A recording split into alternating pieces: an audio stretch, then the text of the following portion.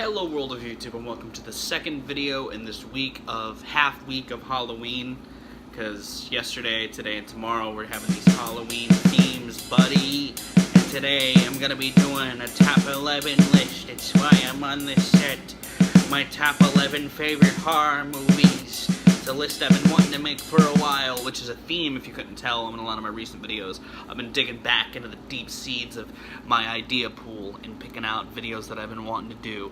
And this one's been a long time coming for me personally. I love horror movies, and I know full well while making a list of horror movies it is subject to severe criticism because one of the most die-hard fan bases in the film community are horror fans, and I already know with my list I'm not gonna make any new friends, but I'm hoping I can at least turn you on to some classics and some newer movies that are genuinely really fucking good. But there are some films that aren't on here. None of the Friday the 13th movies, none of the Nightmare on Elm Streets, Rosemary's Baby, Videodrome, House. Really, the Japanese horror community isn't represented on here. There's no Audition. Not because I don't love those films, but I actually haven't seen House or Audition. Those are kind of on my bucket list for horror movies, because I like Ju-on, I like Ringu, I like moments of the American First Ring as well. Like, I like horror movies. There's no shadow of a doubt with that. But these are just 11 films that I hold near and dear to my heart. There's no Hellraiser. There's a lot of shit that isn't on here that I know horror movie fans like, but I hope you enjoy my list nonetheless. Let's get into it.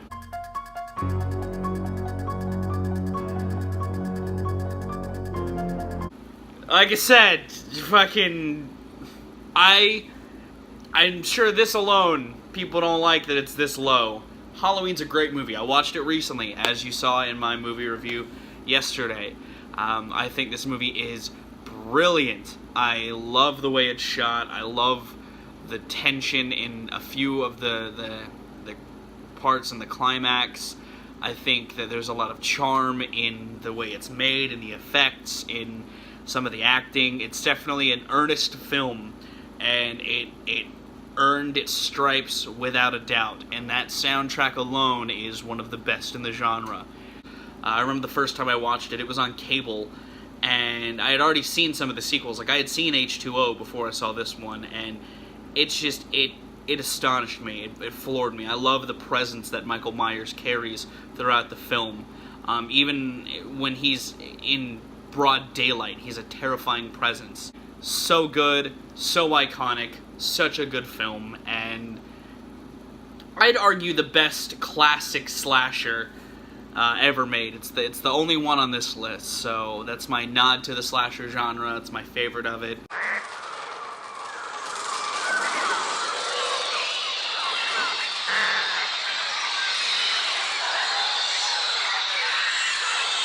You know, I feel like this movie kind of got lost with time. A lot of people love, you know, other Hitchcock films like North by Northwest and Rear Window and Psycho and Vertigo, which are great films.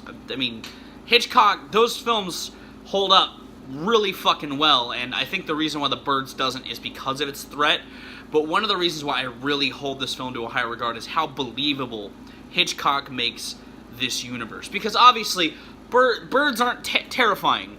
He tried to make an inherently non-scary thing scary. But I feel like, in contrast to like a Jaws, which is about making sharks scary, sharks are still criminally scary. You know, they can eat you. Birds aren't that scary in theory, but Hitchcock sells it so fucking well. He got some really good performances out of the leads in this film, and he makes the idea of birds turning it against people inherently scary. Like, even if it's not a terrifying film, it's believable. And that's something that I feel like some horror movies do not sell well. And that's why, you know, a movie like Birdemic exists, you know? Birdemic is basically The Birds, but terrible. It's a testament to what makes Hitchcock such a good director. And there are some shots where they do make birds really fucking ominous, especially one specific shot in the end that I remember the first time I saw it even, I was like, Jesus fucking Christ, that's terrifying, and it's just a bunch of birds. It's an absurd premise, but it's one that's handled really well. And out of this kind of animals are scary trend that's in horror, this is certainly my favorite. You know, there's a lot of bad ones. There's your anacondas and your crocodiles, and even Jaws is a classic, but The Birds is just the best of that. While both an homage to the slasher films of yesteryear of an unstoppable force, it also does modern tension so fucking well. I originally saw this movie because of who did the soundtrack. You guys know I love Disasterpiece.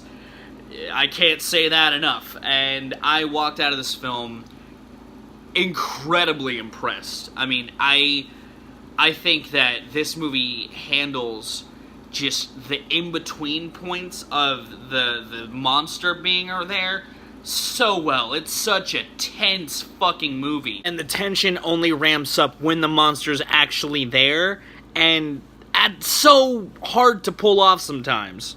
Like, out of any modern movie, I've never been on the edge of my seat this much.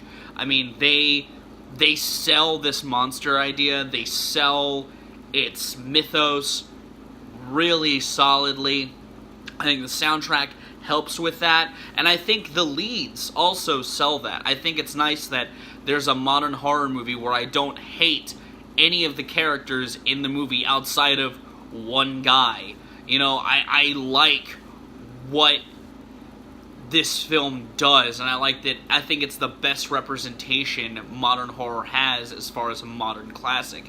You know, I like your Get Outs. I thought Hereditary was pretty good, and they're doing a lot of really good things with horror nowadays. But 4 years ago, horror was in a much different place, and I think It Follows was a good catalyst to show horror movies can still be scary. You can still make them really well, and this is a testament to that.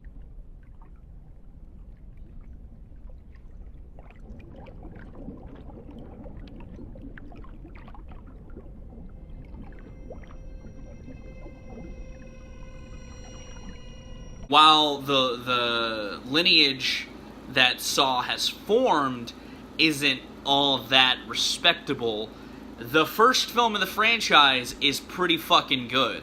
You know, I'm not a gore fiend, and there's plenty of movies that are much more gory than this, but I think that for a mainstream appeal, this works. And this is the one type of film that I think does a jump scare very well. They build up to these scares in such good ways. You know, a lot of films nowadays see it as a cheap ploy. They see it as a gimme scare. They build it to almost a fart. They use it as kind of a fart joke. A lot of people make that comparison, but it's true. You know, they use it to elicit a reaction, whereas in this film, they deliberately build a scene around these really well-placed scares. Even in ways where it's set up to where you know the payoff, but it's very gratifying to see. I like the characters in this movie. I think that the best part consistently about Saw are the traps, but there are just some classics in this movie. There's a lot of heart in this film, given it was such a low-budget movie, and I have a lot of respect for Leigh Whannell and James Wan for making this movie and forging their own legacies with this beginner's film. I think it's great.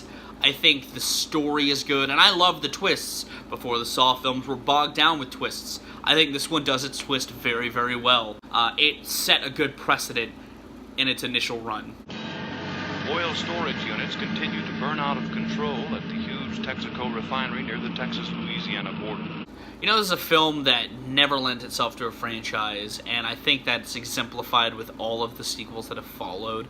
So the Texas Chainsaw Massacre is such an unnerving experience. This film is so well put together. It is so believably put together. And if you can't notice, that's my favorite kind of horror film. If it's not being extremely lavish and extravagant, it better be fucking believable. And this looks at points like a snuff film. Like a really light snuff film, but like it's got moments that make you genuinely uncomfortable with how The actors are so well endowed into their characters. It's grotesque, it's disturbing, it's a classic. I mean,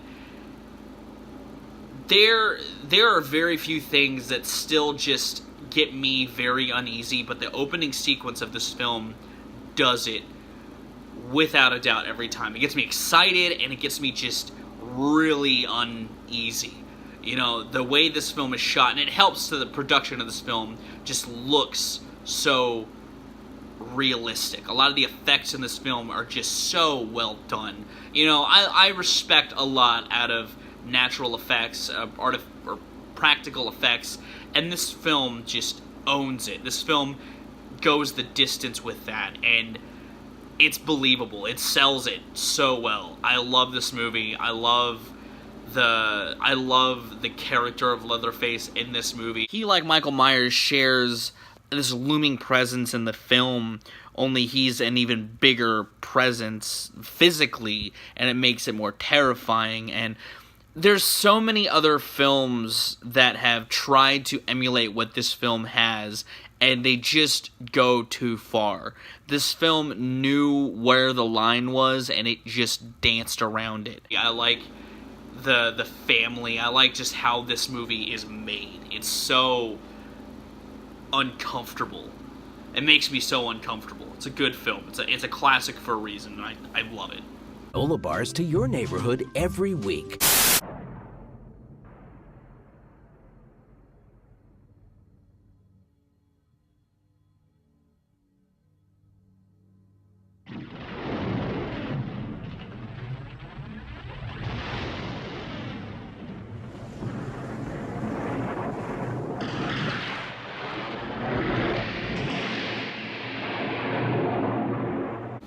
I actually recently saw this movie for the first time, and it's so fucking good. It's the only dual director on this list. You know, Halloween and The Thing are arguably Carpenter's best films, and I mean, The Thing blew me away. Like, it's definitely the best remake of a horror film ever made.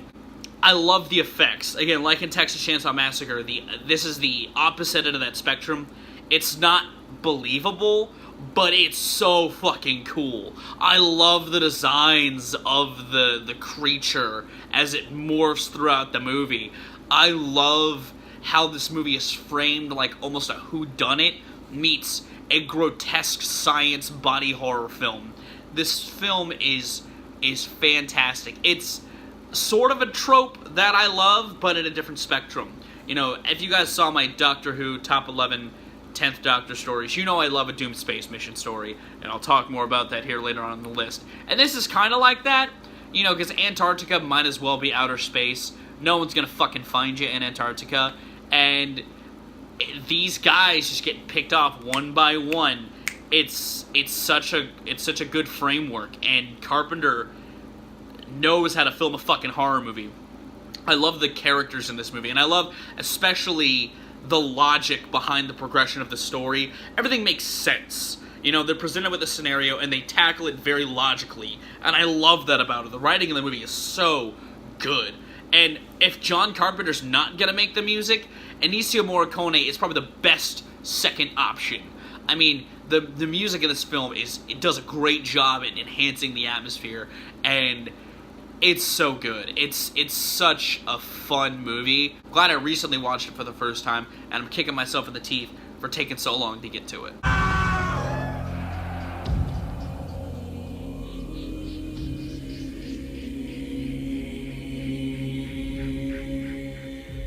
You know, in the adverse of The Thing, I love the world Jacob's Ladder builds. You know, this film heavily inspired a game franchise that I'm familiar with, but I'm not well versed in, Silent Hill, and this builds a world so uniquely cerebral. You really dive into this just weird, off-kilter world where at first everything seems normal, but as the movie goes on, it just slowly devolves into madness. And I think it works wonders. You know, I'm amazed that this film is so well put together, given the director's not known for scary movies. Like, not this type of scary movie anyway, and it's so psychological. It does so many subtle things well, while also just throwing some really weird imagery at you and making it uncomfortable to watch. You know, I love the idea of this movie. I love the story it tells. Tim Robbins is fantastic in this movie. His acting is so fucking on point. I mean, this movie just excels in a lot of different ways. I like how much this movie makes you question what really is happening. Once things start to hit the fan, the whole idea of reality bending continues to be a presence in the film, and I love that it lets the viewer question what's real. It's sampled in my favorite song of all time. If you're frightened of dying and you're holding on, you'll see devils tearing your life away. But if you've made your peace, then the devils are really angels, freeing you from the earth. I mean, that's also kind of a cool thing.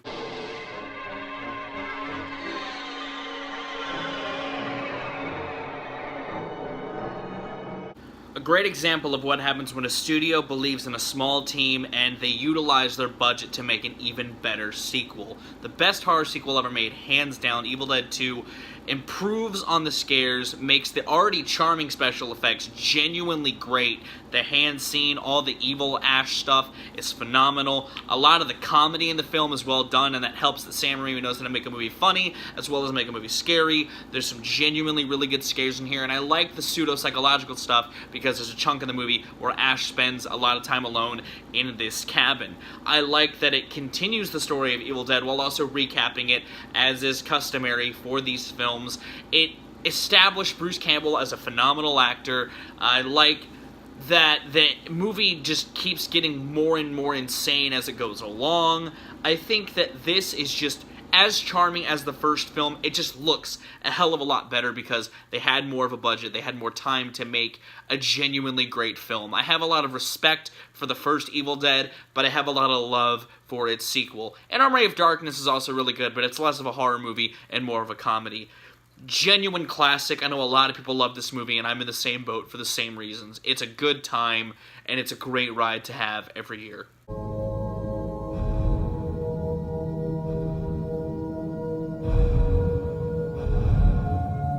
I have a lot of respect for George A. Romero and the precedent he set for zombies. I think he created a culture that I still love, but I have less love for as it continues to be super popular. But I have so much love for Danny Boyle for making a modern take on zombies that is genuinely horrifying. I think it speaks volumes that the remake of Dawn of the Dead utilizes these type of zombies as opposed to the old, slow, lurching ones that were present in the original. I have a lot of love for the detail that went into choosing how this film was even made. I mean, they chose to shoot it on the type of format they did due to budget, but I think it's a good artistic choice as well. I love a lot of the imagery in this movie. I think Cillian Murphy and the rest of the leads bounce off of each other well. I love the apocalypse this movie generates, and I think it's one of those films that's had a mass cultural impact, given one of the most popular things right now involving zombies has the exact same start as this film. I love the beginning of this movie. I love the climax of this movie. I love a lot of the questions it asks, and I love that it presents more commentary with zombies. It does a good classic zombie movie thing, only it's scarier. I love the tension in this movie, and I like the scenarios that this movie presents given its theme and its setting. It's good.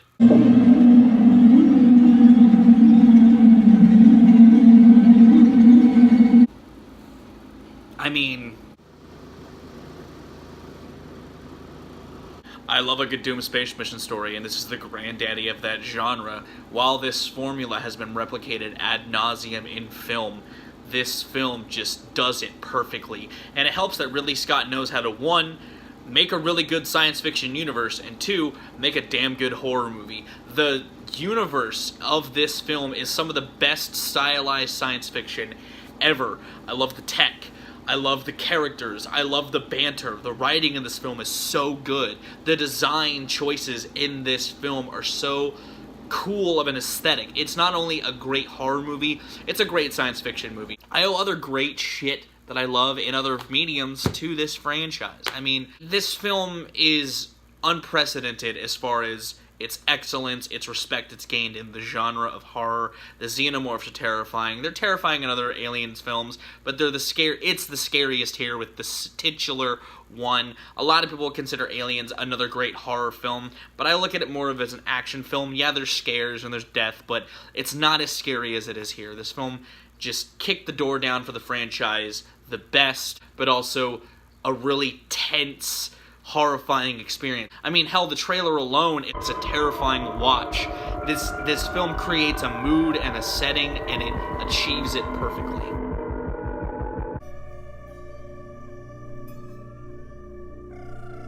Again, this film has kind of reached a legacy status purely because it is one of the most beautiful films ever made in the genre. The cinematography in this film is of the same caliber that Stanley Kubrick is known for, only it creates this other world out of something as simple as a hotel. There is such an ominous presence within this building that Kubrick nails down beautifully. There's such this sense of dread that carries from second one in this film. It is so lush and gorgeous. He got performances out of his actors that are genuinely believable, even if you feel bad for Shelley Duvall after looking into how this film was made. I mean, people have talked this film to death. It was my first movie review on the channel, and I love this film. I love the way the story is told. I think it is a breathtaking film. It's got scares, but it's more about tone and mood and, again, attacking that cerebral side of horror, and I think that this is the pinnacle of that. I'm not a big fan of haunted house films because very few of them are... None of them are as good as The Shining, but very few even come close to The Shining. You know, it's one of my least favorite subgenres of horror because this film exists. It set a beautiful precedent for the subgenre within the genre and may be one of the best films ever made, period, but certainly it is the best horror film ever made, bar none. Even if Stephen King doesn't like it, it holds a special place in my heart. This film is just beautiful, and it's genuinely unnerving at some points with how twisted and in tandem with the soundtrack and the cinematography, how otherworldly it feels. It's a really odd situation to be placed in, and it's just a good experience to go through. And that's my list. Hopefully you enjoyed this. Hopefully you don't hate me too much for excluding some of your favorites, but I'd love to know your favorite horror movies. My next top 11 is going to be another video game one in November. Hopefully you guys have a great Halloween. If you haven't seen any of these movies, you owe it to yourself to do so. I have been ViralRak. You guys have good days, lives, and situations, and I'll see you another day.